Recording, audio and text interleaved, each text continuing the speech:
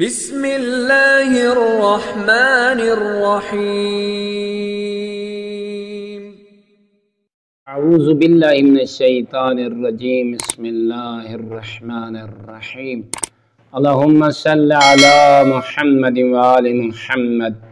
مومنین مومنات، آج دا سادہ ٹاپک، آج دا سادہ موضوع، آج دی ساری گفتگو، آج دا سادہ پیغام ہے کہ اللہ رب العزت نے رسول اللہ دی زبانی علی مولا کو کیا کیا فضائل عطا فرمائیں۔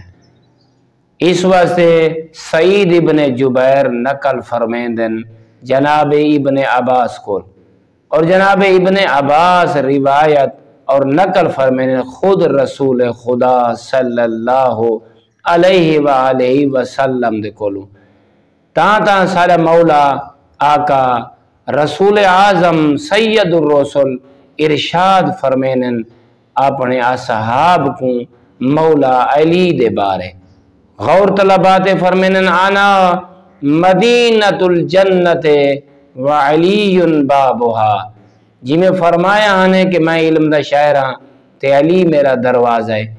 آج مولا نے عجیب رنگ دا خطاب فرمائے اور اصحاب حیران ہو گئے۔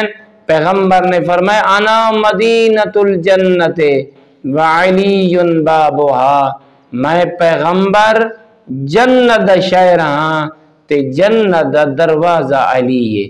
فرمانے میرے اصحاب یاد رکھائے، اگر جنت دا شوق رکھ دے ہو تے جنت ہی تساں داخل ہونا ہے تو جنت دا دروازہ ہی میرا بھیرا علی ہے۔ علی نال بنا کے رکھا ہے، علی نال بگڑائے نا، جیڑنے علی نال نہ بنی وہ تو جنت دا دروازہ عبور نہ کر سکسی۔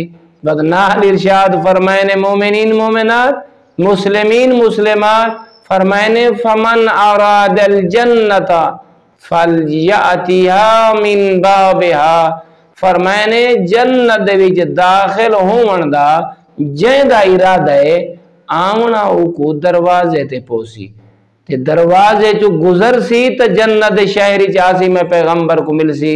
تو یاد رکھائے اتھا پیغمبر اکرم نے یہ فرمایا میں علم دا شاعران، یعنی کہ میری اطاعت کرو، جی میں اللہ دے قرآن نے فرمایا لَقَدْ كَانَ لَكُمْ فِي رَسُولِ اللَّهِ أُسْوَةٌ حَسَنَةٌ، رسول دے دسائے طریقے دے مطابق زندگی گزارو، نماز، روزہ، حج، زکاة، خمس، جو رسول فرمیدہ بنجے ان دے نقش قدم تے چل دے بنجو، اور جو مولا امیر علیہ السلام دے بارے منویدہ بنجے اللہ دا رسول او کوئی منے دے بنجو، اپنی مرضی نہیں کرنی بلکہ مرضی رسول اللہ اور مرضی خدا تے عمل کرنا ہے۔